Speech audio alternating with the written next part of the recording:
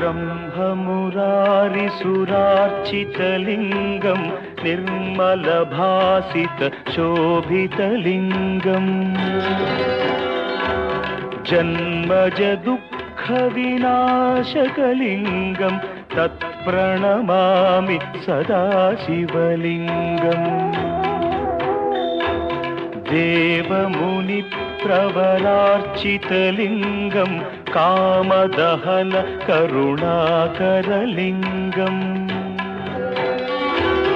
रावणदर्पविनाशकलिङ्गं तत्प्रणमामि सदा शिवलिङ्गम्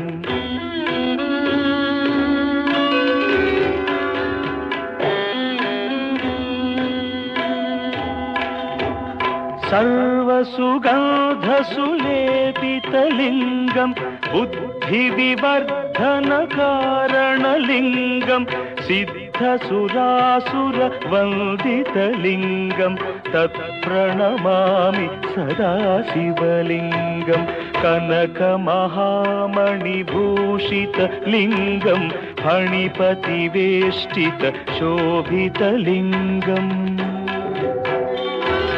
दक्षसुयज्ञविनाशनलिङ्गं तत्प्रणमामि सदा शिवलिङ्गम्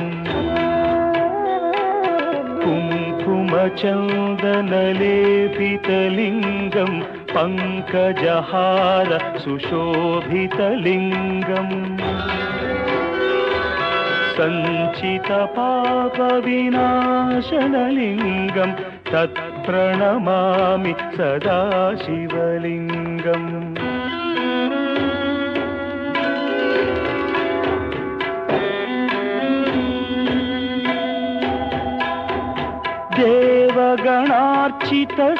देवगणार्चितसेवितलिङ्गं भावैर्भक्तिभिरेव च लिङ्गं दिनकरकोटिप्रभाकरलिङ्गं तत्प्रणमामि सदा शिवलिङ्गम् अष्टदलोपरिवेष्टितलिङ्गं सर्वसमुद्भवकारणलिङ्गम्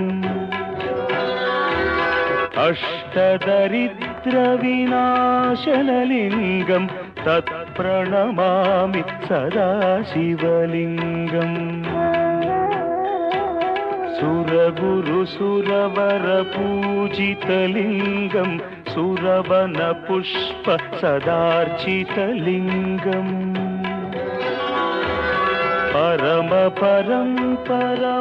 परमात्मकलिङ्गं तत्प्रणमामि सदा शिवलिङ्गम् लिङ्गाष्टकमिदं पुण्यं यः पठेच्छिवसन्निधौ शिवलोकमवाप्नोति शिवेन सह मोदते।